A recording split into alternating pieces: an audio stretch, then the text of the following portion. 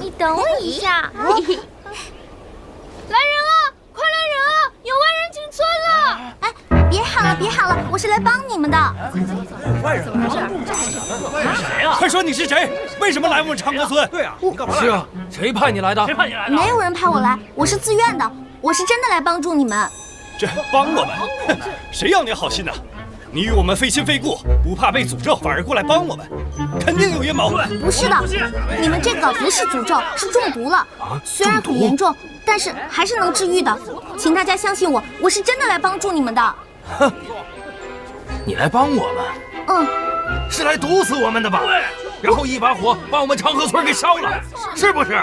这样十里八村就都安全了？不是的，是不是他们那几个村子拿钱雇你来的？不是的啊！这重赏之下，这是必有勇夫啊！我说姑娘，你就不怕出门掉河里？把他赶走！不走！不是，走，快点走！我真的是来帮。干嘛？不，别这样，他们很可怜的，我真的想帮助他们。他是谁啊？咱们别着急，万一他真是来帮咱们的。青柔，听我劝，离开这儿吧。这个村子连最好的医馆都治不好，更何况你一个弱女子。你要执意进村的话，自己都可能被传染上。不行，独孤，我不能走，我一定要救他们。要不你先走吧。青柔，算了，我留下来帮你。谢谢你，独孤。请大家相信我，我一定会把大家治好的。我凭什么相信你啊？为什么相信你啊？哎呀！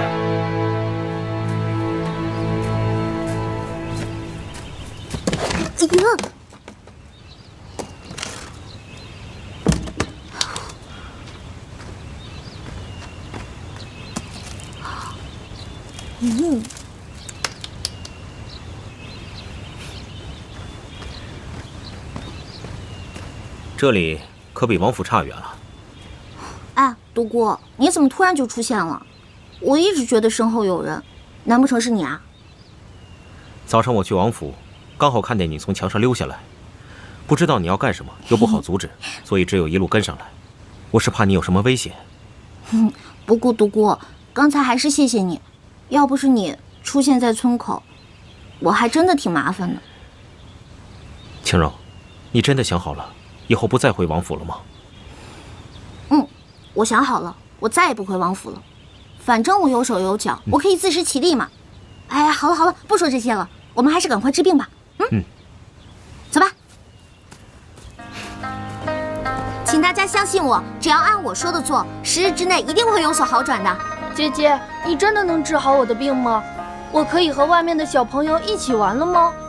当然啦，只要你按照姐姐说的做，一定会好起来的。好了，那我讲一下治病的方法吧。首先呢，大家千万不要再饮用村里的河水了。如果口渴的话，打上来的水，先在水里面放一些木炭和划开的仙人掌，等沉淀沉淀再喝。因为我怀疑这毒就出在这水里。这怎么可能呢？这谁要毒死我们？对呀，亲，不是谁要害你们，而是由于水污染造成的。当务之急呢，我们就先把毒给解了吧。大家回去以后呢，首先要将麻油、鸡蛋清和豆浆搅拌在一起。头几日呢多喝一些，后面呢再逐渐的减少。日常生活中呢多吃胡萝卜，多喝豆浆和牛乳。我暂时只能想到这么多了。等我想到其他的，我再告诉大家。有些原料呢村里面没有，我现在就去买回来。大家就按照我说的去做吧。算了，反正都是一死，无非早晚的事儿。哎，看这姑娘倒是挺面善的，不如待会儿让她先试试怎么样？试试，行，那就先试试吧。既然大家相信我，我一定会不负众望的。那我们就相信你了啊！那大家就散了吧。对，准备吧，大伙啊！准备。走。看来还是我去吧。你去干什么呀？你又不知道买什么，你就留下来照顾他们吧。好像某人的钱袋被偷了吧？哎，你知道啊？那你干嘛不帮我抢回来，害得我饿肚子？我也是看到你付账的时候拿不出钱，才想到前面那个人是贼。我也不知道。怎么，生气了？我哪有那么小气啊？我是要给你写你需要买的东西呢。嗯。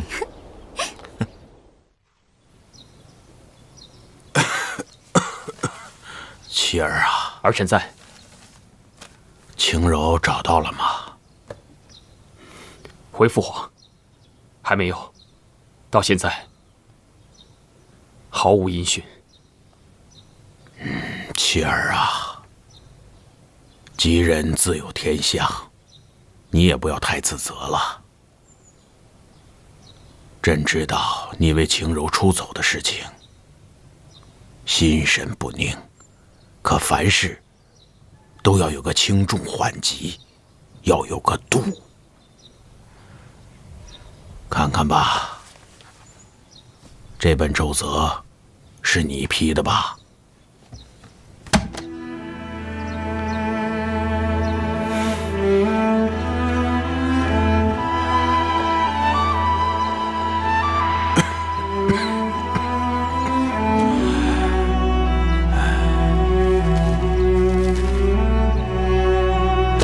儿臣罪该万死。你是有罪，但不致死。起来吧。谢父皇。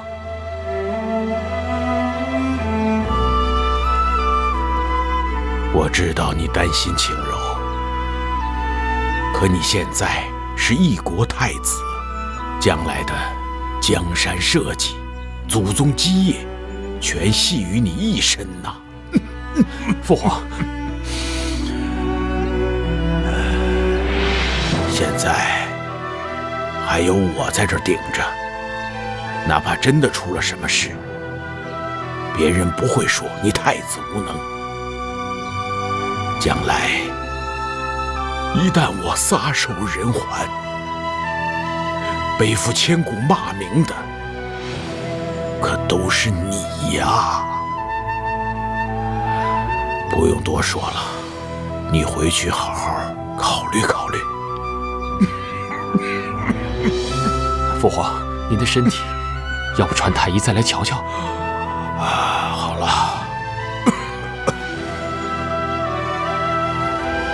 去吧。儿臣告退。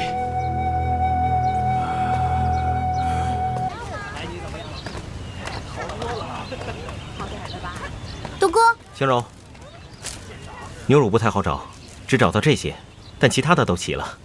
已经很不错了，值得鼓励。把这些给我吧，好，我让他们分发出去。嗯。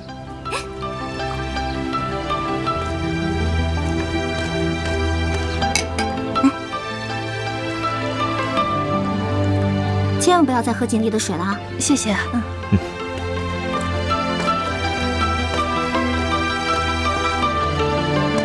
大哥，来，一定要多吃胡萝卜。谢谢。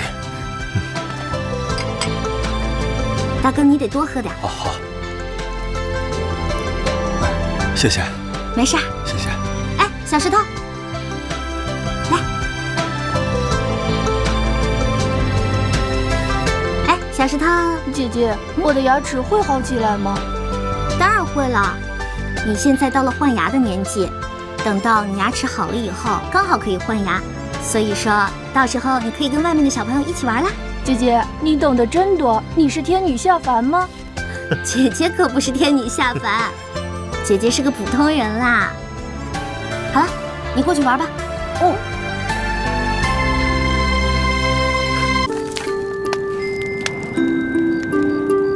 对了，晴柔，他们今天能遇到你，真是很幸运。为什么你每次都能给人带来好运呢？哎呀，哪有那么夸张啊！我只是恰好了解这个病因了，而且我觉得冥冥之中，仿佛上天都要我过来给他们治病。不过啊，治病这个东西呢，也要心态，心态好呢，连癌症都能抗愈呢。癌症为何物啊？癌症呢？癌症就是一种小恶魔啦。哦，我们身体里呢有成千上万的小恶魔，那这些小恶魔呢，有好的也有坏的，所以啊，哎呀，我不跟你说这些了，反正你也听不懂。的确是听得我一头雾水。不过，晴柔，你真的很能看透别人的心思。大侠谬赞了，小女子只是现学现卖啊。那为什么你看得透别人的心思，却对不起自己的心呢？这世界上好的男人除了谢延琪还有很多，为什么你就不能考虑别人呢？独孤远，你不会是在毛遂自荐吧？怎么，不行吗？哎呀，没有啦，我只是觉得谈恋爱这种事情，太伤元气了。我现在一点都不想谈恋爱。轻柔，我是不会让你受伤害的，我会保护你。你应该懂我的心思。可是相爱这种事情，不是保护不保护这么简单的。恋爱是两个人的事情，单方面的付出只可能是0。我听过一句话，我现在说给你听吧。所有的烦恼呢，都是自找烦恼；所有的问题呢，也都是时间的问题。时间啊，会解决一切烦恼的。所以啊，你我之间就不要再自寻烦恼啦。哎，赶紧回去休息吧，明天还有一场攻坚战呢，加油！晚安喽，拜拜。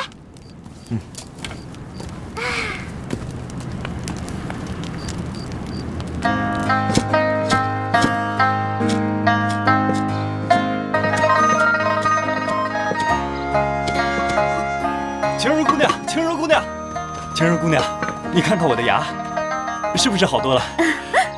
轻柔姑娘，你看我那也比以前好多了。还有咱家那老伴儿啊，那嘴他也不臭了。我代表全村的人，真的好好感谢你啊！谢谢你啊！哎，你看当初我们对你……没关系的，你看你们现在不都好多了吗？我就放心了。再说这才几天啊，你们就都有所好转，再坚持下去，我相信一定会痊愈的。我们相信，轻柔姑娘，真的好好谢谢你啊！你可是我们的大恩人呐！没关系，谢谢谢谢啊！谢谢。轻柔，你真的很有办法，村民们都好得差不多了。也不全是我的功劳。我以前听过一句话，叫做帮助别人，快乐自己。一开始我还觉得是哪个闲人闲着没事儿写的这句话呢，现在想来很有道理。看到他们有所好转，我心里真的很开心。哎，对了，就像是那样，你送了我一朵玫瑰，然后你手里还有玫瑰的香味儿。你是在暗示我，可以送你鲜花吗？就是阿广说的你们的那种习俗。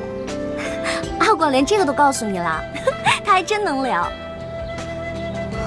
说起阿广，也不知道他现在怎么样了。你放心吧，阿广一定过得很好的。哎，别哭了，别哭了。哎，你折腾啥呢呀？孩子刚睡又醒了。来，娘，我没有，你看他都尿了我一身。不，哎，你听，其实那就是生活的声音和味道啊？什么？我啊，就是觉得他们这样的生活其实也挺好的，没有那么多复杂，也没有那么多阴谋，每天只想着柴米油盐、吃饱穿暖的问题就够了。其实，他们也有他们的烦恼。真正的世外桃源是没有的，穷人有穷人的忧心，富人有富人的烦恼，一切皆是有代价的。独孤，你说你又有才华，又有钱，武功又高，然后还懂医术，就你这样的人还会有烦恼吗？那你的梦想是什么呀？就是如果没有世外桃源的话，那你想象中的生活会是什么样的？我有一个也许一辈子都无法实现的梦想，喜欢一个不知道何时才会属于我的姑娘，但我会继续追求，因为和她在一起的日子就是我想过的日子。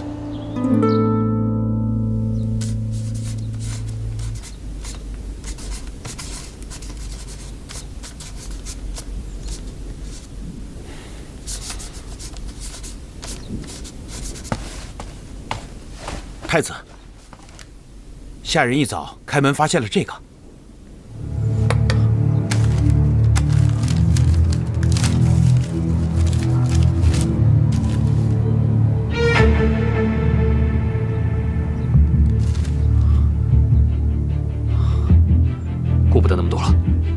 学，要闯上一闯。那属下去通知尹浩，带人一起去吧。不用，这信上说，只要我一人去便可。我怕，倘若对方真的是绑匪，带了人去，反而会害了青柔。可是你放心，本王自有分寸。啊，李章，你去找一下独孤。独孤先生来无影去无踪，属下也多日没有见到他了。唉，罢了。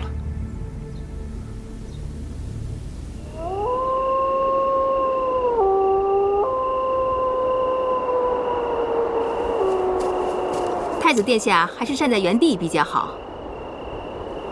青柔呢？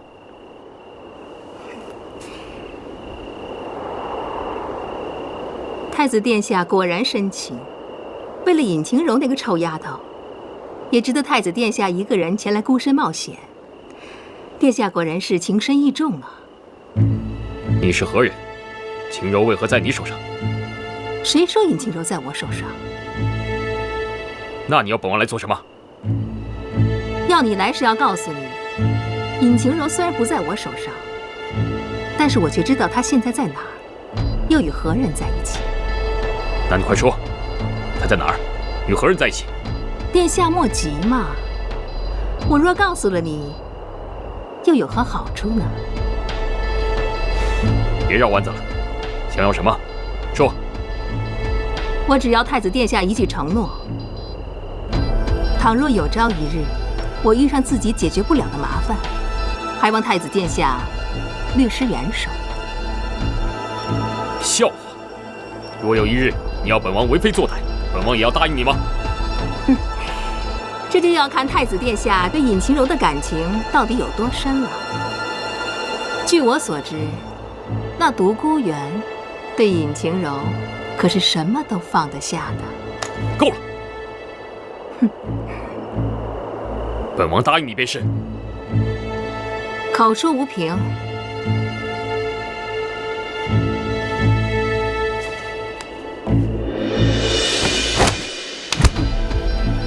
倘若他日有难，拿着这块玉佩来找我，本王必一诺千金。如此，那我就先谢过太子殿下。现在可以说了吧？青柔在哪儿？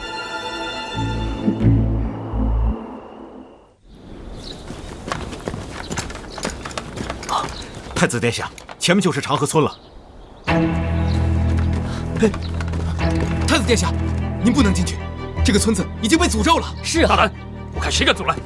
三哥，三哥，你不能进去，你的安危关系着江山社稷和祖宗基业。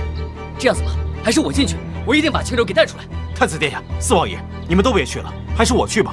青柔好歹也是我的义妹，最应该我去。还是我进去吧。你们让开，你们谁都不许进来，否则按律处置。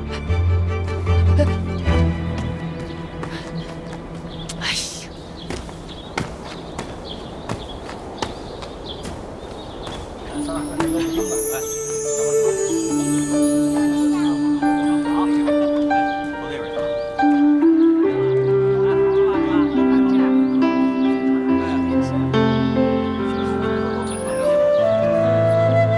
青柔，如你所愿，本太子亲自接你回去，你还不快快谢恩？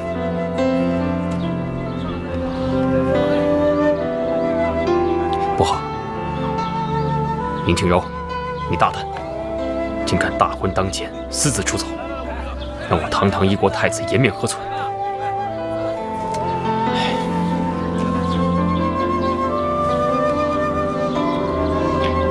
青柔，我知道你是有苦衷的，我不怪你。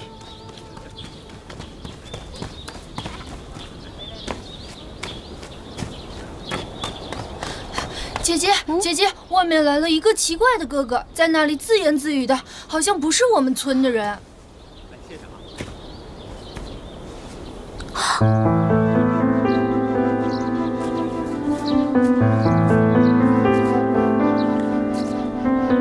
你这些天是怎么过的？可染病了？你这么怕染病，那你赶紧回去吧。我心里怎么想的你很清楚，我为何而来，你也很清楚。青柔，你不觉得你欠我一个合理的解释吗？难道我连一句后会有期也不配听到吗？你说的没错，是我配不上你。那些繁文缛节我都不会，他们也肯定会笑话当朝太子会捡一个野丫头做太子妃的。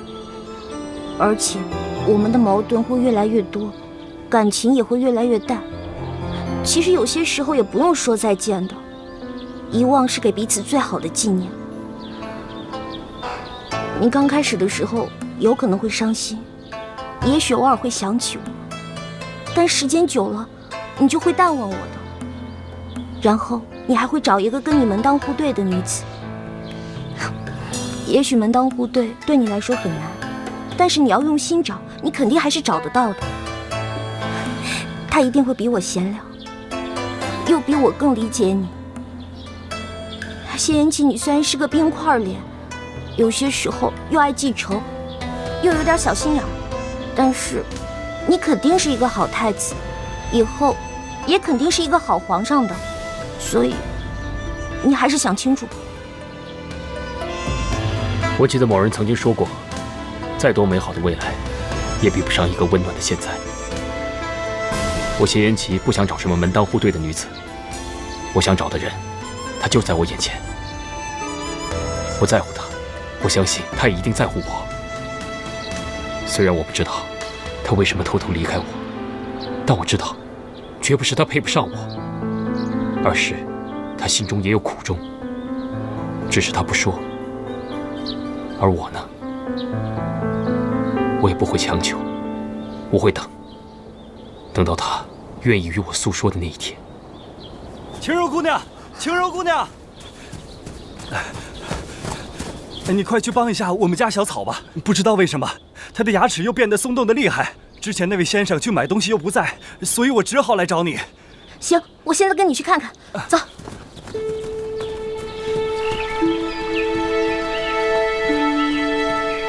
青柔姑娘，快看，昨晚我们家能喝的水都被喝光了，打水路途又十分的遥远。小草发现自己的病情有所好转，就把自己的那份给了他弟弟。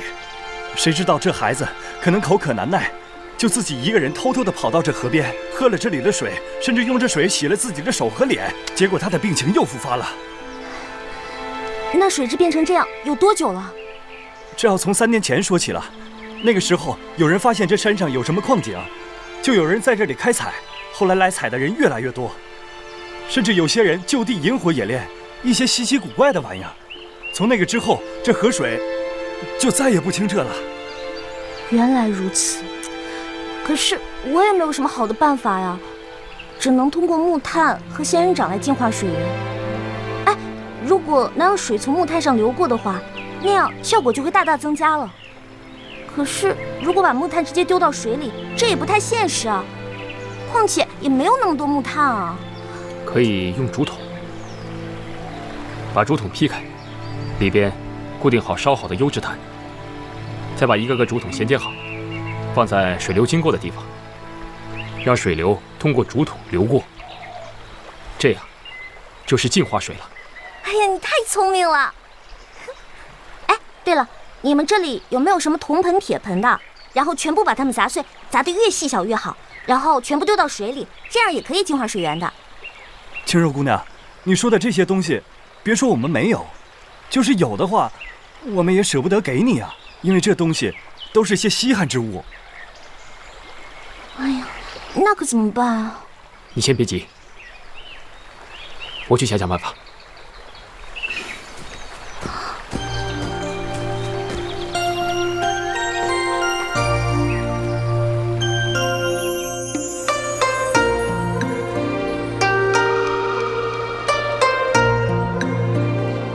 贤启，难道你就不好奇吗？我为什么会知道那些方法来净化水源？我为什么会知道他们只是中毒，而不是被诅咒了呢？还有，你就不好奇吗？我到底是从哪里来的？为何从天而降？若是以前，我会好奇的，我会想知道你为何如此不懂规矩，还不懂礼貌？包括那日你从天而降的时候，我的确怀疑过你的来历，怀疑过你为何如此与众不同。可现在，我对这些都不在意了，因为在你出现之前5年多的日子里，我一直纠结于过去的情感之中，难以自拔。可自从遇到了你，我发现，我生活中每一天都是不同的，每一天都对未来充满了期待，生活也变得丰富多彩。若是在以前，你的身世对我来说是很重要的，但从今以后，我不会再想知道，因为你就是你，你就是原本的桑王妃，你就是现在的太子妃。情感这东西很玄妙的，该来的总会来，在对的时间遇到对的人。我想，也许我们就是对的人。你从天而降的那一刻，也许就是我们最正确的时间。佛经里不是说过吗？前世的500次回眸，才换回今天一次擦肩而过的缘分。我可以不相信宿命，但我不能对我自己心里的声音置若罔闻呐。轻柔，我希望你也能给自己一次机会，听听自己心里的声音之后，再做决定。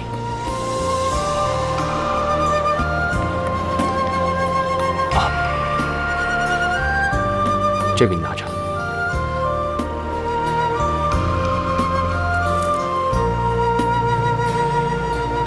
倘若你愿意与我一同回去，明早就把它挂在你屋子前面的树上。倘若你不愿意，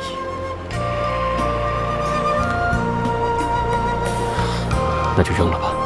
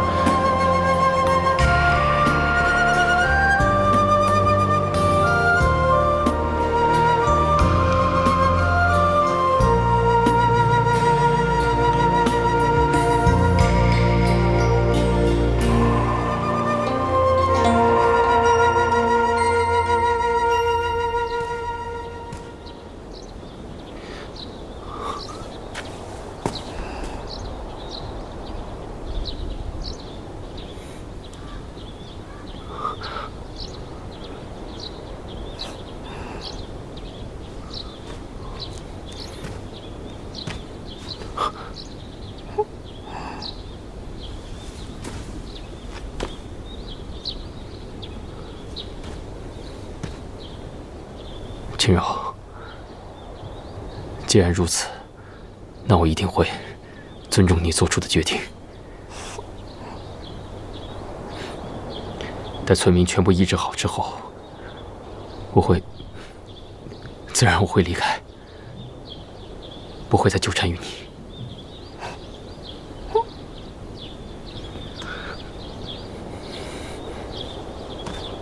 那个谁，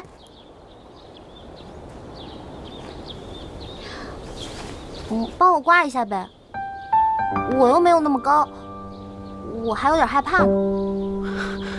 轻柔，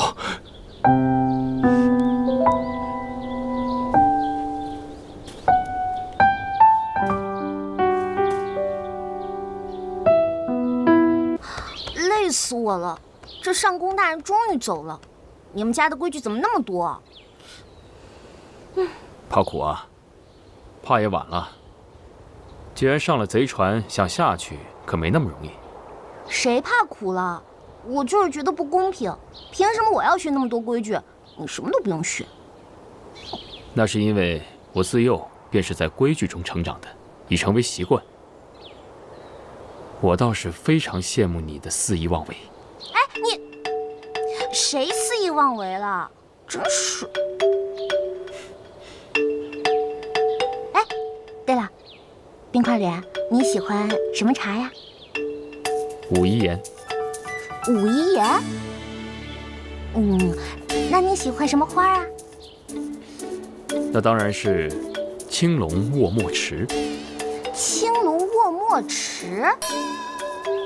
哎，那你喜欢什么样的约会，或者是怎么去约会呢？哎，就是你以前跟杜嫣然怎么约会的？算了，不说拉倒，我还不想听了呢。罢了，告诉你也无妨。我们在一起就是谈谈谁的诗歌好，谁的琴声妙，偶尔也在灯会赏雪或花卉赏花时见上一面，其他便没什么了。你们男人果真都一样。你既然都跟他一起看雪、看月亮、看星星，从诗词歌赋谈到人生哲学了，你都没有跟我看雪、看星星、看月亮，从诗词歌赋谈到人生哲学呢。本王没有每年陪他看雪、看星星、看月亮，从诗词歌赋谈到人生哲学。罢了，本王答应你，从今以后，只和你一起看雪、看星星、看月亮，从诗词歌赋谈到人生哲学。这下你满意了吗？谢尔康。尔康是谁啊？本王答应你的，为何要谢他呀？你是不是脑子？好，说不定你以后的儿子的名字就叫谢尔康呢。谢尔康，倒还是个不错的名字。谢尔康。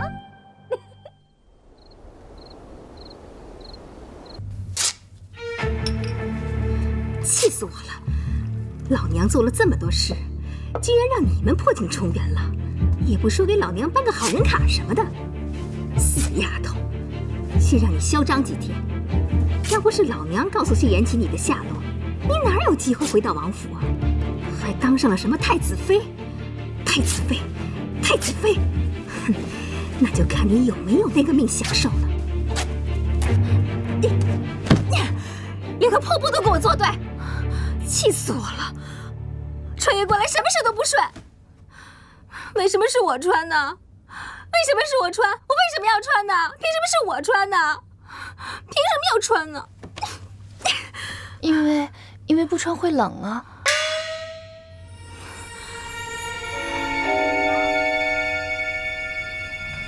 走着瞧吧。哎呀，终于有时间出去玩了。也不知道乐天斋最近生意怎么样，老周研究出什么新鲜玩意儿没有？哦，对了，我呢要做一个扩音器，在婚礼上我要唱歌够。唱歌够？莫非你又要唱歌啊？怎么了？你是觉得我唱的不好听？没有，这歌声是十分动听。不过什么？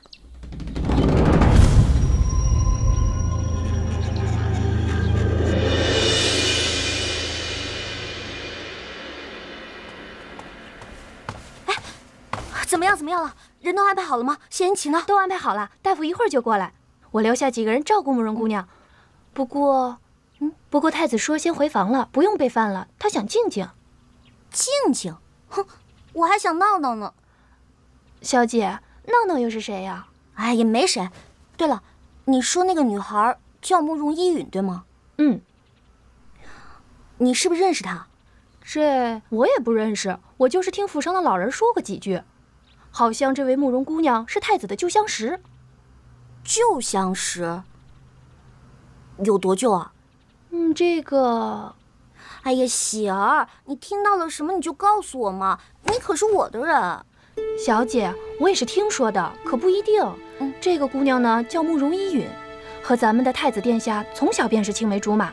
可是皇后呢却一直不喜欢慕容家，也就牵连了对慕容依允的看法。但是太子也很喜欢，而皇上呢也是支持的，还为他俩定了婚约呢。可是后来慕容家从上到下都频频获罪，男的呢发配到边疆，女的呢都被逐出京城。就在被放逐的路上，听说慕容大小姐突然就消失了，太子爷发了疯的去找，也没有找到。后来太子爷就变得冷若冰霜了，再后来太子爷就遇到小姐你啦。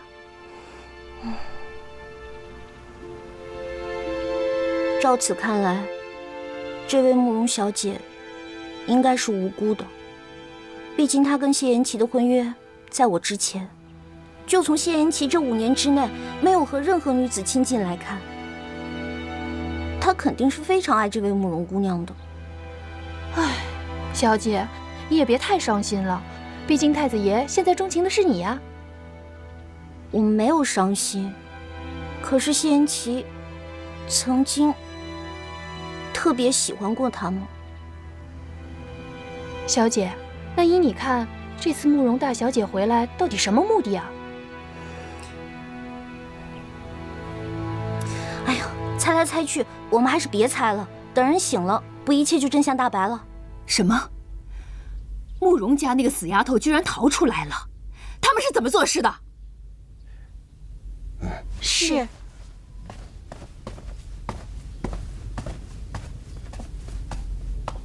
皇后息怒啊！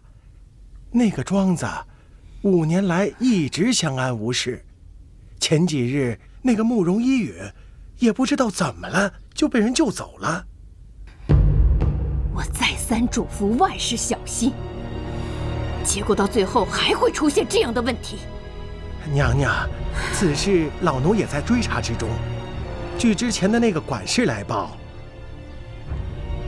这是有人暗中相助，帮他逃走的。这么说，那个丫头居然还有同伙了？岂有此理！启禀皇后娘娘，相国求见。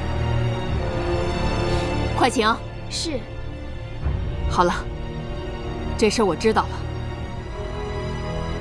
切记，慕容的事情绝不能告诉任何人，尤其是皇上和延琪，明白了吗？明白。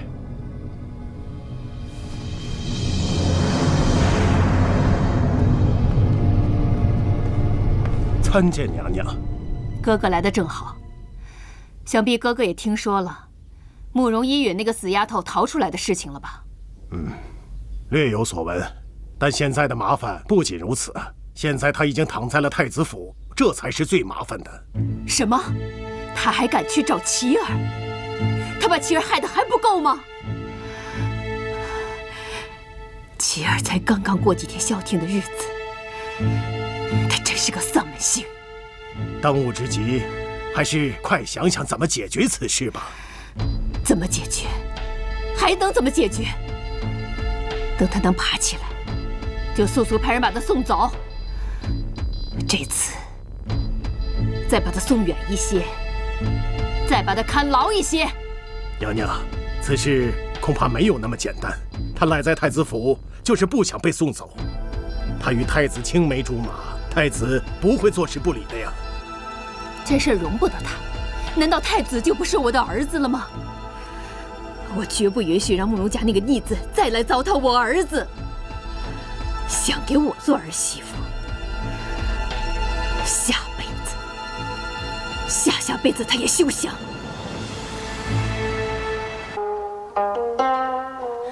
不好了，不好了！太子殿下，慕容姑娘她……怎么了？慕容姑娘她自缢了。什么？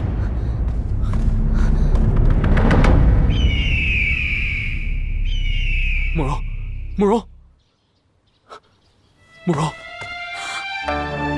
慕容，慕容，你为何要这么做？你是想逼死我吗？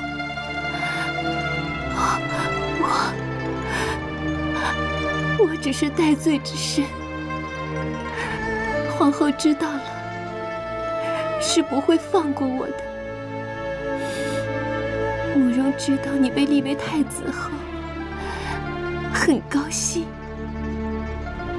能在余生还能与你再见上一面。慕容也已心满意足，此生无憾。还望太子成全于我。休想！我绝对不允许你自寻短见。太子，你马上就要大婚了，切不要因为慕容再与皇上娘娘起了冲突。自我到来至今，也已想清楚了，留在这里也只会让你为难。倘若慕容真的死了，也许对你我，对大家都好，不是吗？你不许说死！我已经经历过一回，不想再经历第二次了。你千万不要胡思乱想，养好身体比什么都重要。母后那边，我自会处理。你安心调养身体。这些年，委屈你了。延期哥哥，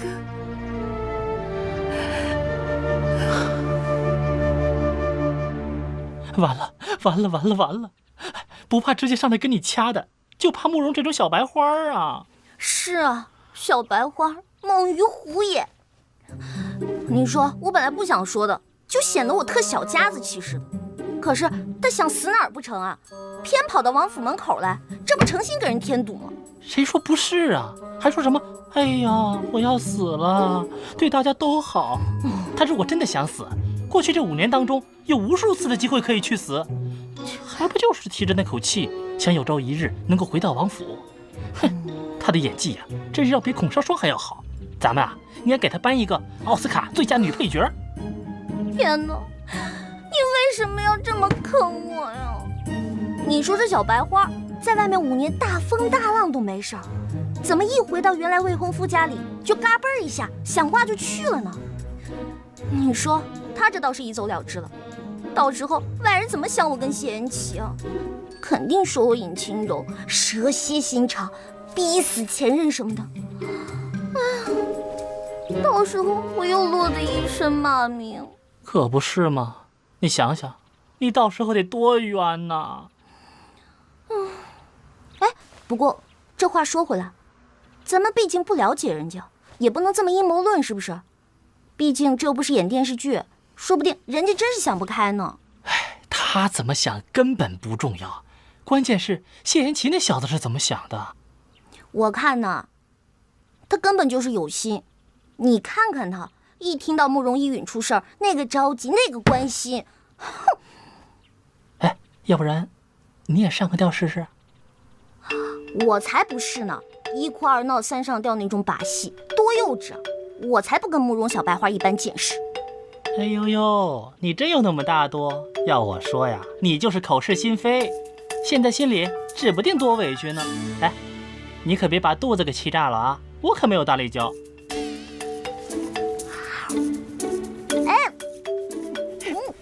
这个臭喜儿，让他给我拿个苹果，他怎么拿这么硬的东西的？还说自己不在乎。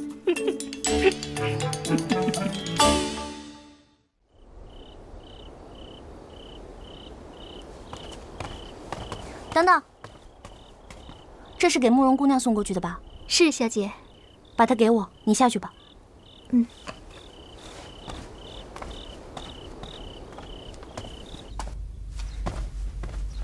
参见娘娘。哥哥来了。这几日，太子侍终未进宫处理朝政，也不知他府里的事处理得如何。啊，那慕容依允闹过一次自尽，但未遂被救了下来。那丫头心眼可真多。哼，我看她想死是假，想让琪儿留下来才是真。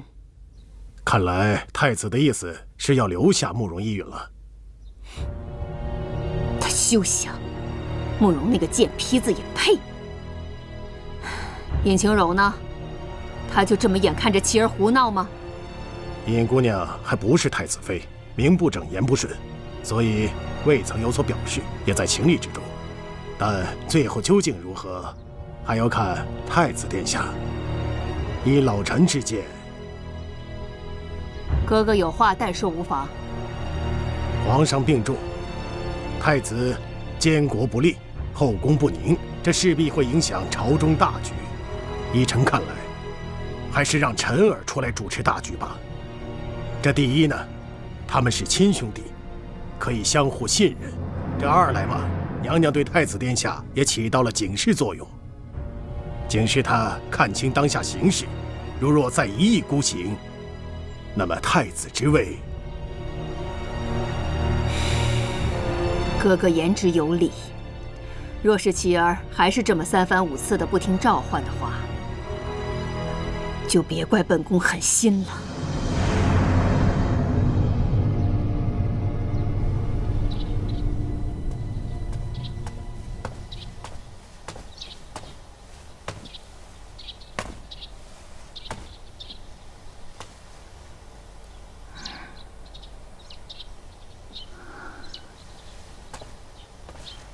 依云，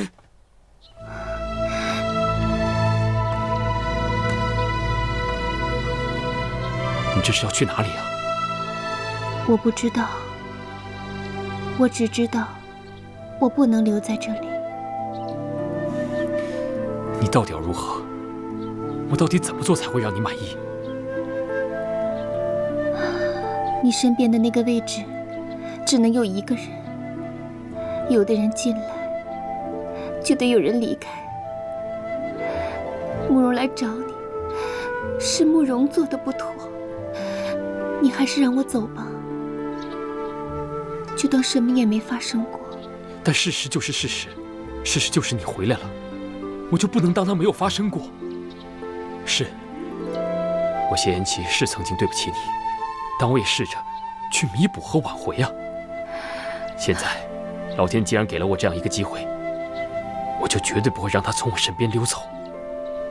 我谢言齐向你保证，我一定会给你一个交代。来人呐，在。送依允小姐回府，没有我的吩咐，谁都不许放她出去。是。慕容小姐，请。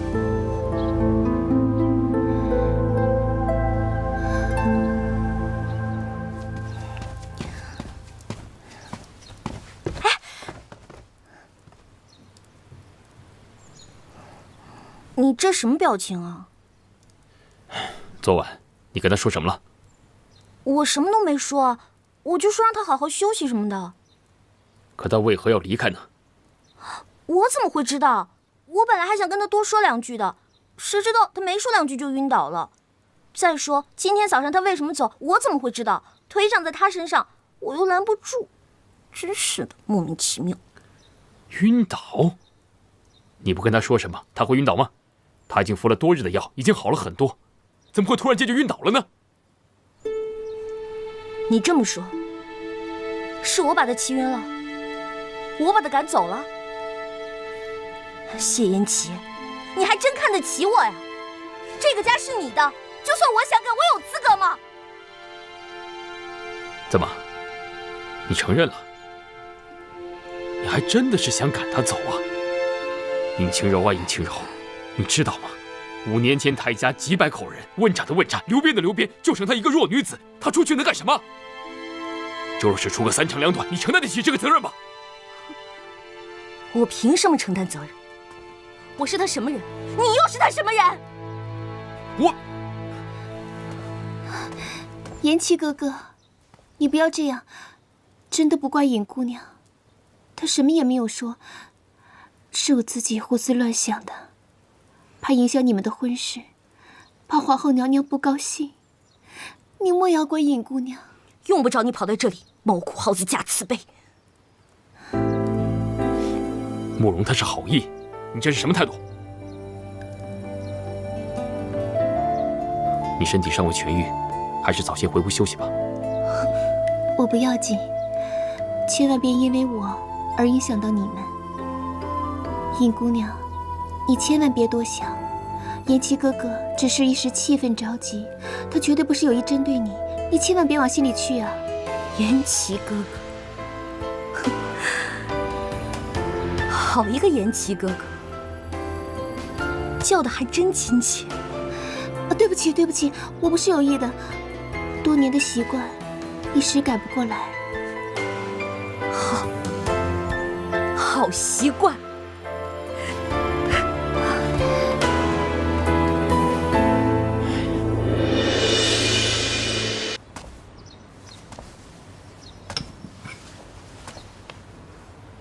姑娘身子好一些了吗？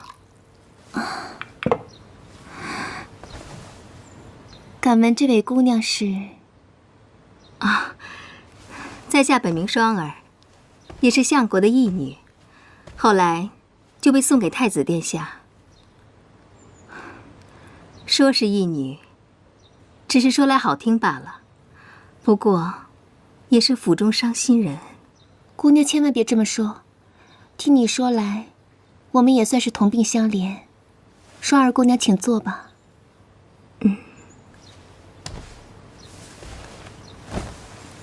听姑娘说同病相怜，姑娘何出此言呢？姑娘之前的遭遇，我也听说了一些，也是为姑娘掬了一把泪啊。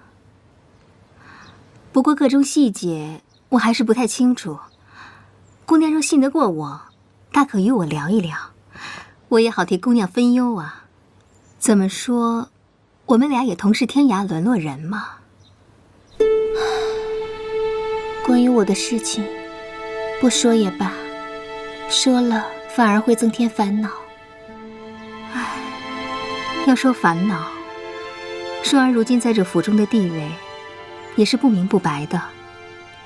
本想等着太子妃入主，求个恩典出去，唉，谁料世事偏不如人愿。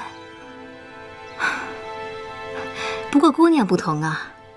姑娘与太子殿下从小青梅竹马，情投意合，又有那一纸婚约，也算是在皇上面前过了明路的。如今姑娘平安归来，本应是名正言顺的太子妃，可如今却也是落了一个被逼离府。双儿姑娘千万莫要乱说，依允回来就是想再看看延琪哥哥罢了。至于那婚约之事，我也早就不做他想了。切，少在我孔双双面前来这套，你的演技能有这个资格，还差得很呢。那是双儿唐突了，说错话了，还请姑娘不要怪罪。姑娘放心，太子必是守信之人，肯定会履行当日的诺言，只不过这几日是不太清楚怎样面对晴柔姑娘罢了。也希望晴柔能多为我说几句好话，早日让我离开这儿吧。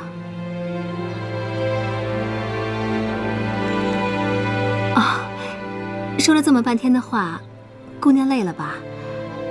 慕容姑娘，你好好休息吧。双儿先告退了，咱们改日再叙。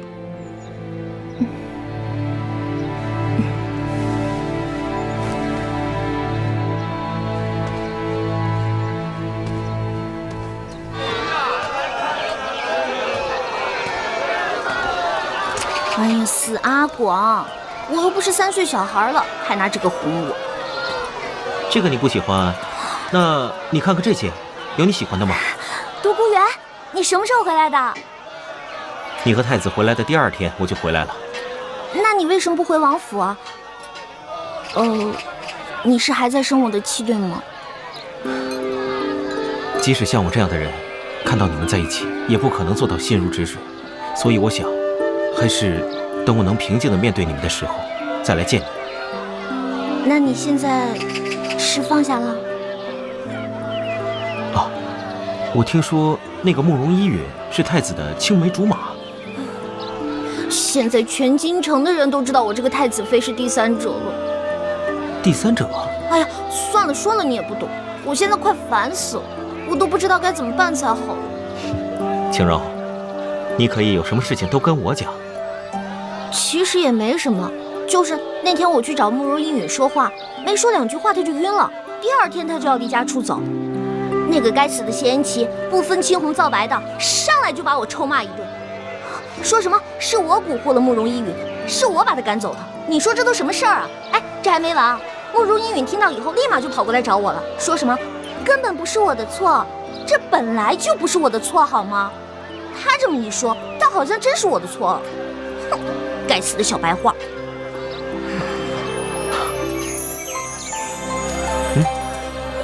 干什么？你不是要小白花吗？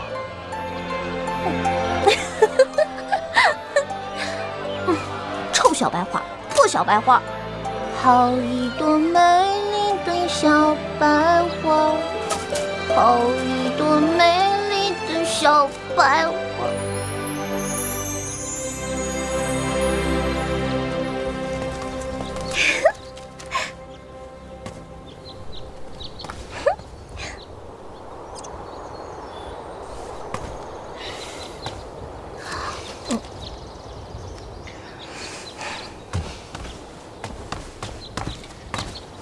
独孤，你何时回来的？啊，刚刚回来。青柔，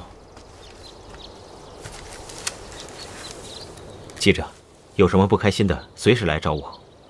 嗯。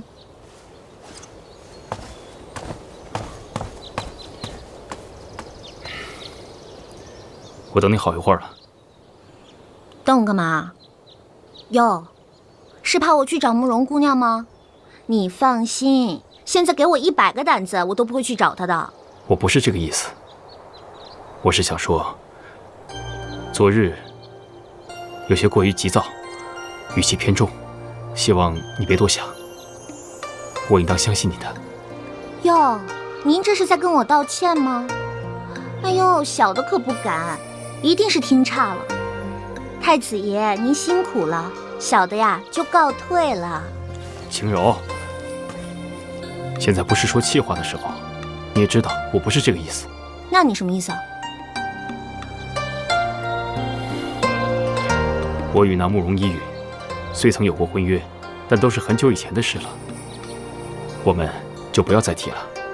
毕竟我魏国门的王妃是你尹晴柔，我心中也只有你一个人。你放心，待她痊愈之后，我会好好找她谈谈，看看她日后作何打算。无论如何，我都会尽全力帮助他，起码让他日后不愁吃穿。这样一来，我也算做到善始善终了。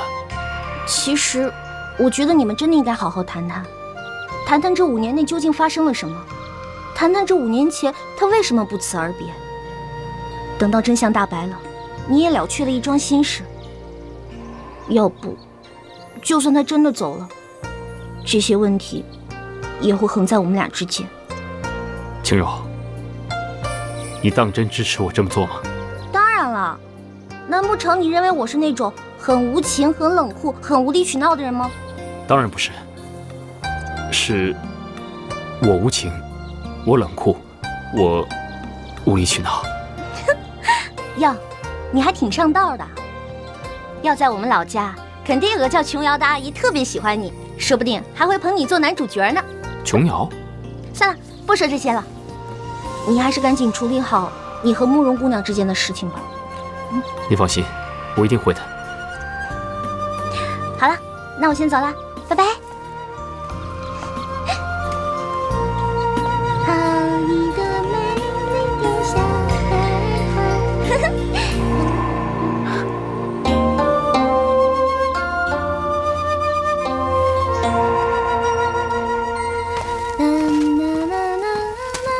小姐，哎，喜儿，帮我拿个花瓶过来，我要把这些小白花插上。好一朵美丽的小白花，好一朵美丽的小姐，慕容姑娘差人来过好几回了，让你到花园里去。不知道这丫头又要干什么，万一又晕倒了，我岂不是又背黑锅了？不行，最好身边有个证人才行。喜儿，你现在去通知太子爷，让他去花园见我，就说我找他有事儿。是。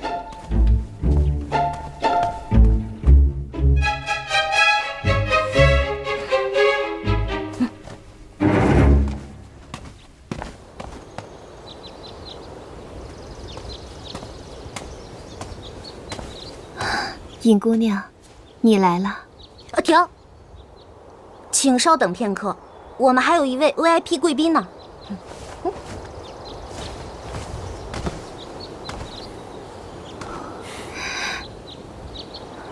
尹姑娘，你这是……你可千万别误会，我只是觉得在咱们两个聊之前，你先跟他说一下比较好。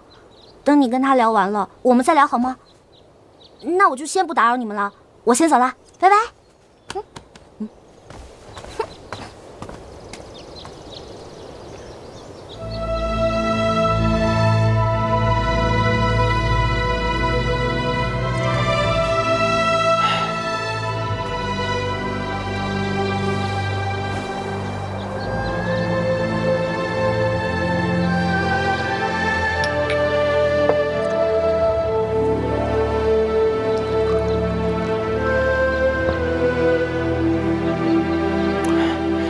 依云，自从5年前事发，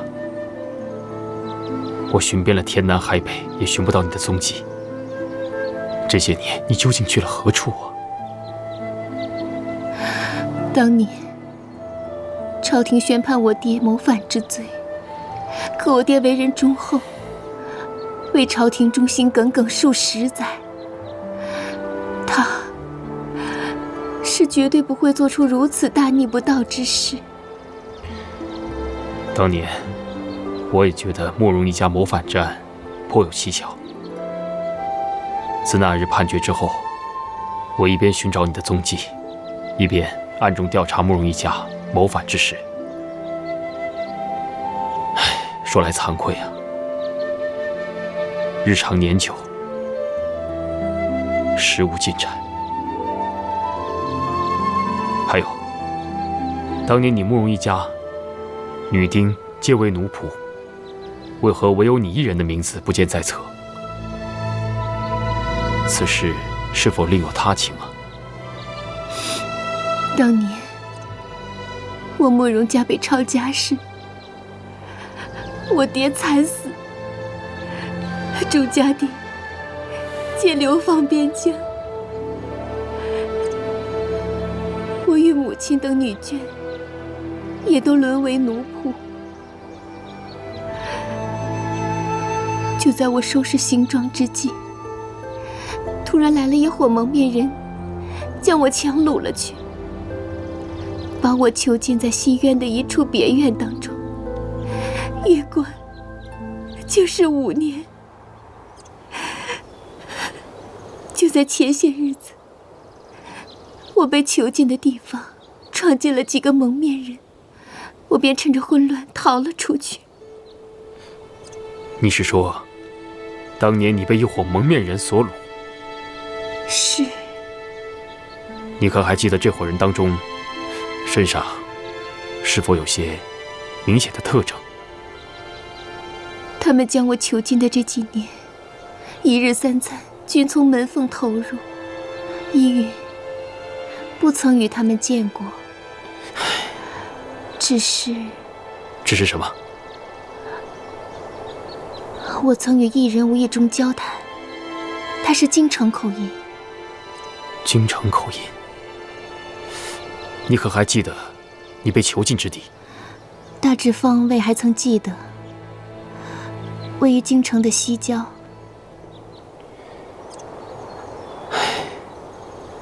西郊，5年呐，玉云，这些年苦了你了。燕琪哥哥，你可曾知道我母亲的下落？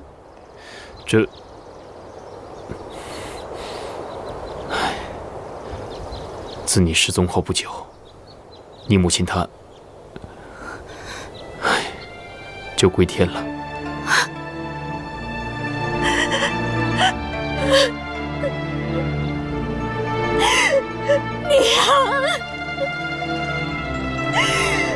依云，节哀顺变，此事之中必有蹊跷。待我仔细查明真相之后，我必给你一个交代。燕琪哥哥，你可要替依云伸冤呐！依云，我必将还你一个公道。你啊！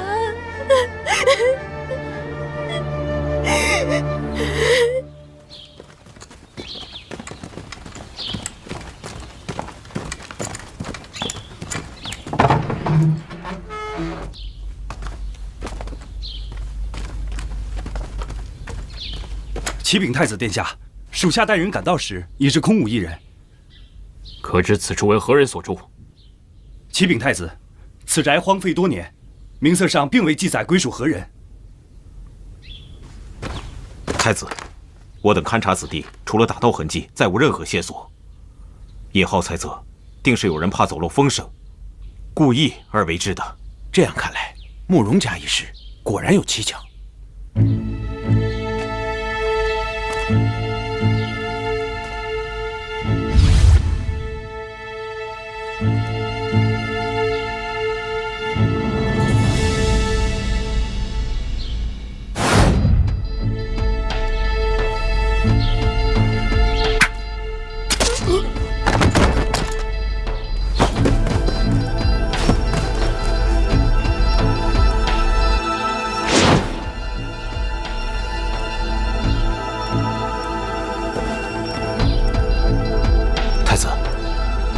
宁浩，一定彻查此事，不可放过任何可疑之人。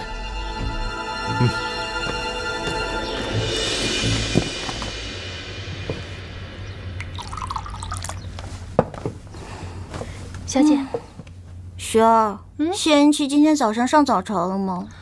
太子还是没有去上朝，宫中都派人来问了，可是太子还是不出门。喜儿听宫里人说，皇上好像很不高兴。这个谢延琪为了慕容一允，连魂儿都丢了。刚送走了一个独颜然，又来个慕容一允。我尹晴柔的命怎么这么苦？主子，现在可不是置气的时候，你马上就要成为太子妃了，得为太子殿下分忧啊。我就是咽不下这口气。不过照这么下去也不是个办法。是啊。bingo！ 对了，喜儿，你赶紧去帮我准备马车，我现在就要出门。啊？男神，未见其人，先闻其声，必定是女神来了。哟，看你这小嘴甜的。哎，青柔，你还真把我这儿当自己家了，说来就来。那当然了，咱俩谁跟谁啊？尹兄，你这妹子真是越来越像你了。惭愧啊，惭愧。你惭愧什么呀？我丢你人啊？没有。哎，小四，说正事儿，我这次来是有事儿找你帮忙的。哦，所谓何事啊？你知道慕容的事儿吗？小王确有耳闻。我是想让你跟尹大哥去帮我劝劝谢延琪，他已经好几天都不出寝宫了，皇上为这个事儿都发飙了。你们儿女情长之事，外人去说又有何用啊？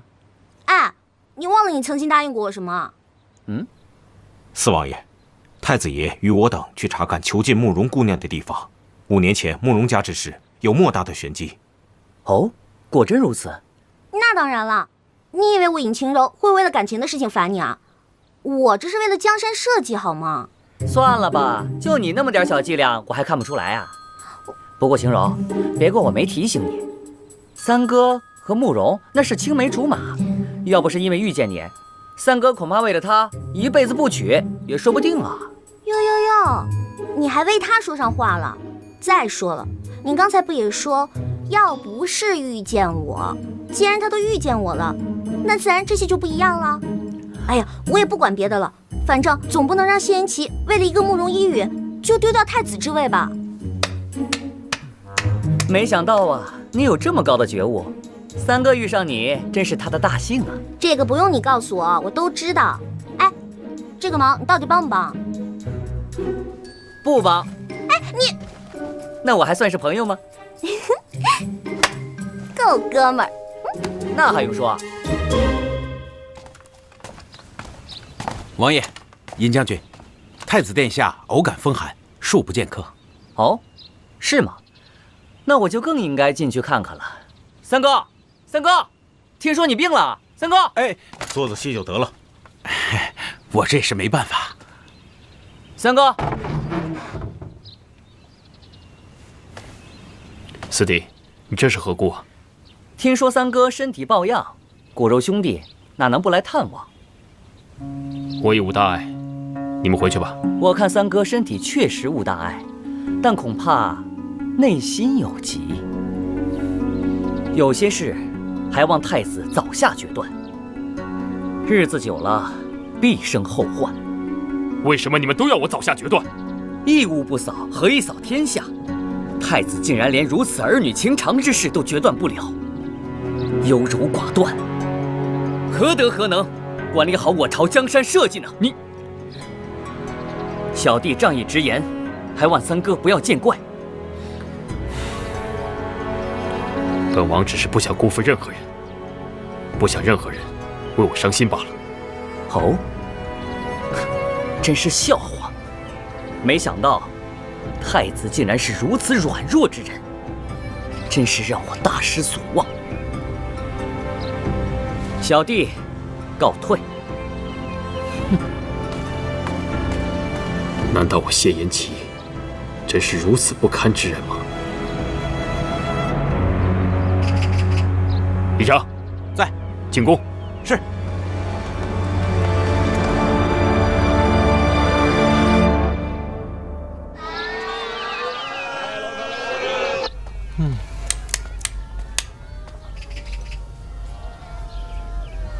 哎，算错了。哎呀，哎，行了行了，你就别算了。瞧你现在这精神头，就是别人把你给卖了，你还得替别人数钱呢。哎，阿寡，你还真是狗嘴里吐不出象牙，有你这么表示关心的吗？那你说，青柔，你要是心里烦呢，你就出去逛逛，这儿啊不用你帮手啊。哎，你们说，我这算不算是第三者啊？什么第三者呀？在这个年代没这个说法啊。就是，虽然说他们俩是先认识的，但是也不能永远把那块地儿据为己有啊。这个就跟上公共厕所似的，用完了把门一锁就据为己有，怎么可能？阿寡，你这比喻我怎么觉得有一股味儿啊？去，青柔，你现在可得打起精神来。你和那谢延琪是共患难过的，再怎么着也是你做大，他做小啊。哎，对呀，你看看现在这些大的都是怎么打小的了。我说你们俩都说了什么呢？还不快算账！慕容姑娘，身子可好一些了吗？多谢双儿姑娘，依允的身子已无大碍了。那就好，双儿熬了一些参茶，给姑娘补补身子。多谢双儿姑娘。慕容这次来到太子府上，府内上下看到依允都是一副敬而远之的模样，真是寒心。可是唯有双儿姑娘对依允关爱有加，慕容实在不知该如何报答。姑娘这么说，就是见外了。我与姑娘都是苦命人，自是同病相怜。我既长姑娘几岁，以后我们不要见外，自是姐妹相称吧。姐姐说的极是。好妹妹，姐姐有一句话，不知当讲不当讲。姐姐但说无妨。刚才我进来时，看到你一直拿着一块玉佩发呆，这是为何呀？这枚玉佩是当年延琪哥哥送给我的定情信物。慕容被囚禁了这么多年，数次想要送死，可是每当我看到这块玉佩，想到有朝一日能够再次见到延琪哥哥，就有了活下去的勇气。妹妹对太子殿下果真情深呢。怕只怕物是人非，事事休。如今延琪哥哥身边已是有了那晴柔姑娘。好妹妹，你不能总是这样想，你也该为自己打算打算呢。如今你与太子殿下也是情真，只要你努力争取，那一定可以挽回的。可是那晴柔姑娘待依允不错，依允怕是……妹妹，你才来王府几日？那尹晴柔在府里只手遮天，所有人都得听命于她，所以大家才会对你敬而远之的。唉，如今在这府中，姐姐也是苟延残喘。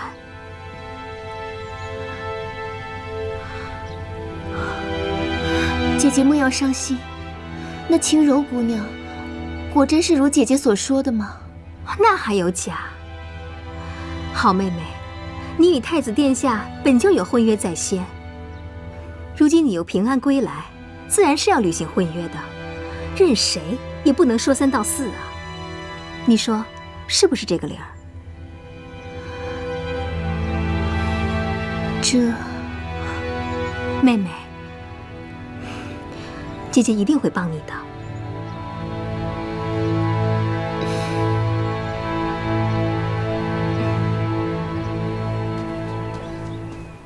儿臣参见母后。哟，是太子殿下，真是稀客。不知母后召儿臣前来，所谓何事？我听说，慕容家那个逆子慕容依允在你府上。正是。你为何不将他交予刑部处理？儿臣怀疑慕容家一事，乃是被人陷害。儿臣正在彻查，更何况这依允与儿臣亦有婚约在先。你那女子的婚约早就作废，在儿臣这里不曾作废。哦，那你是怎么想的？儿臣只是不想再一次对不起他。那你想怎样？难道要立她为太子妃吗？